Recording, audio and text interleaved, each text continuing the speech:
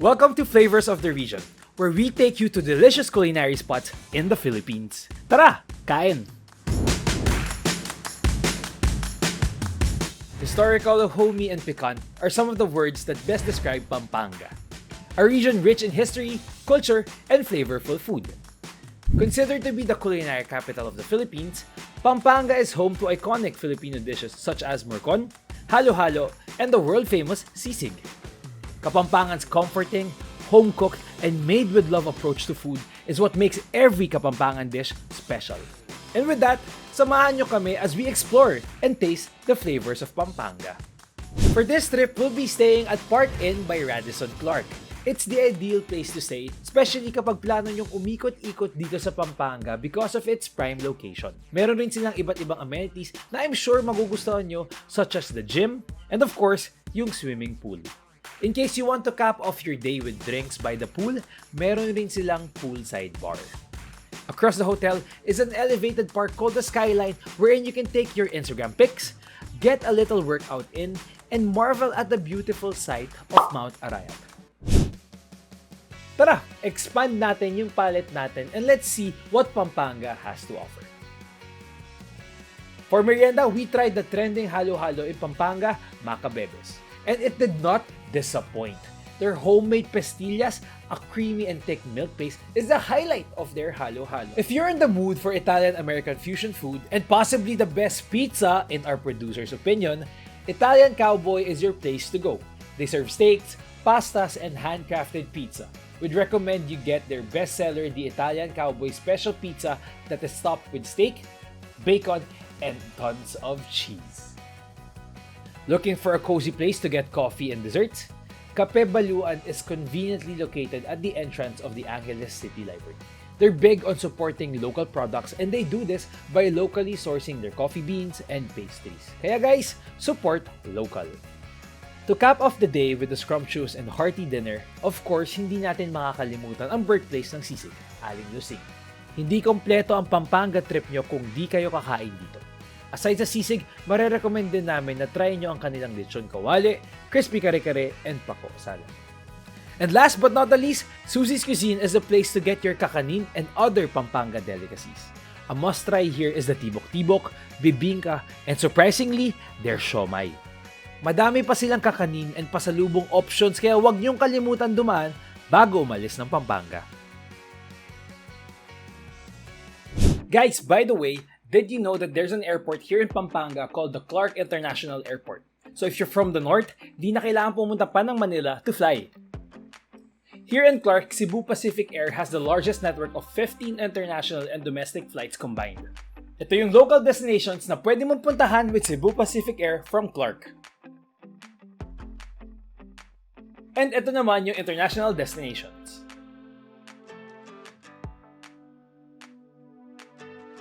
Dahil napagod kami sa gala, dito naman kami kinabukasan sa Youth Restaurant ng Park Inn Clark. Joining us to share his family recipe of a classic Kapampangan dish is the executive sous chef of Park Inn by Radisson Clark, Chef Jose Quizon. Hello, I'm Chef Jose Quizon. I am the executive sous chef here in Park Inn by Radisson Clark. Youth Restaurant, basically, it's a Western and local inspired restaurant. We want our guests to experience the local. Kapampangan cuisine inspired by other cuisine all around the world. Currently, we really use local ingredients. We have some herbs that we are propagating and nasa testing sila if they can survive our environment, but definitely will push through on this project. To create good food kasi, for me, it's in the heart eh. Advantage din siguro sa akin yung I was born and raised here in Pampanga, so good food are medyo common lang sa akin.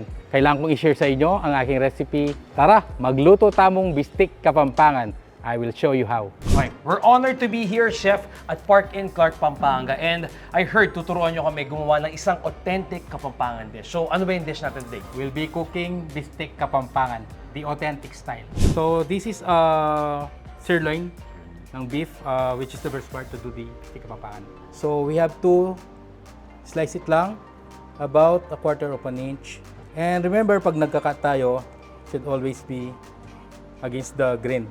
So after that, kailangan natin siyang i-pound. Hindi mo na kailangan ng pounder for this. Just use the ganun lang. Yeah. Ayun. So, mas manipis siya ngayon and yung flavor talagang manonood. Yes. And then, after pounding, lagay lang natin siya sa isang container. Ima-marinate natin siya. Marinate natin. Alright. Una natin ilalagay is ating crushed pepper para mas intense yung flavor.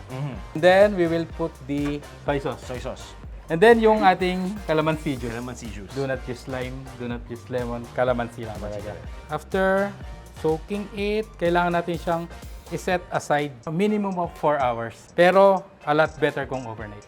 Chef, question. What's the main difference of the Bistek Kapampangan to, the normal Bistek that we're having here in the Philippines? Feeling ko yung process lang talaga. Tsaka medyo yung thickness lang ng sauce niya. Kasi yung mga natikman kong Bistek Tagalog, mostly mga medyo malapot yung sauce. Sa amin, hindi siya. Medyo runny talaga yun. Runny talaga yung sauce. Ito na ngayon yung itsura ng ating beef steak. Alright, looking good, chef. Kakainin ka na ba yan? Tutoy mo na natin. Lutuin mo yan. Ito yung sinasabi kong cooking technique na medyo naiiba sa ibang bistek. Alright. Sure lang natin siya. Beautiful. Yun. Yan, maganda magiging searing niya kasi mainit yung ating pan. Para hindi siya dumikit. That's actually the technique. So yun, i-sear lang natin si meat hanggang mag-brown siya. And then, after na sear, yung other side lang. Chef, out of all the Kapampangan dishes, bakit ito yung pinili mong i-present sa amin?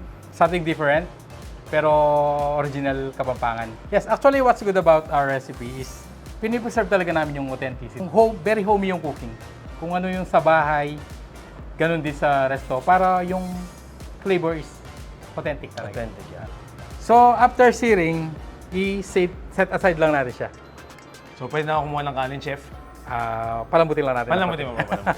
Shadow excited, sorry. Shadow excited. And then on the same pan, dito na tayo magsasaute. Okay. So, saute lang tayo ng garlic.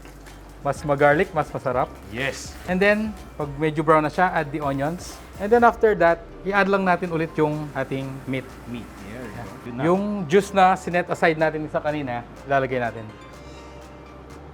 Huwag muna lang natin siya lagyan ng water. Let its own juice lutuin niya yung meat. Kailangan lang natin siyang i-braise for 2 hours. 2 hours. Parang slow cook talaga siya para yung flavor niya is maglabasan talaga. Chef, ito na ba? Ito na ba yung panahon na kukuha ko ng rice? Kasi sa itsura ito, mukhang ready na siya. This is it, Gio.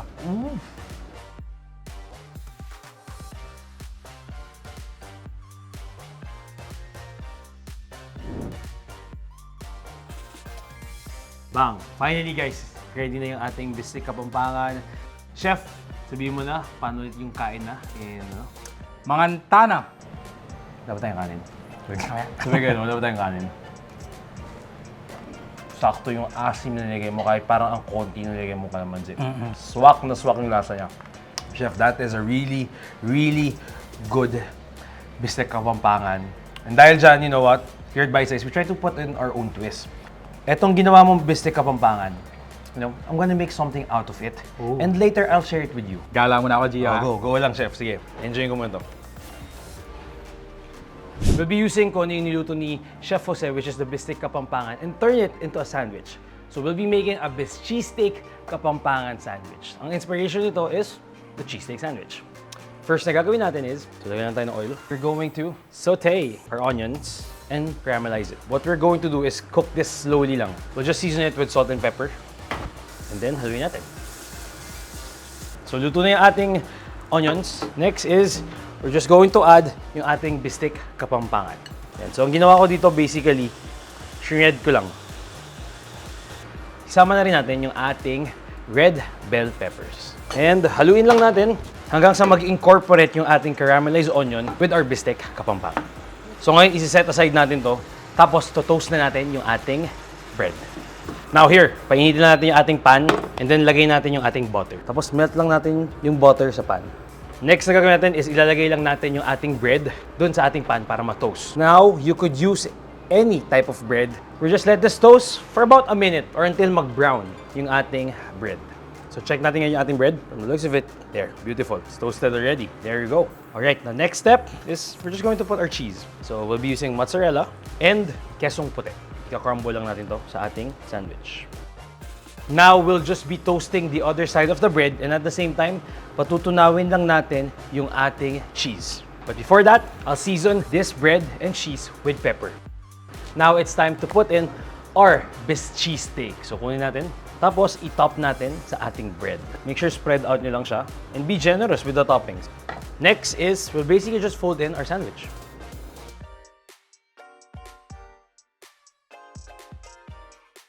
So from Bistek Kapampangan to the Cheesesteak Kapampangan sandwich.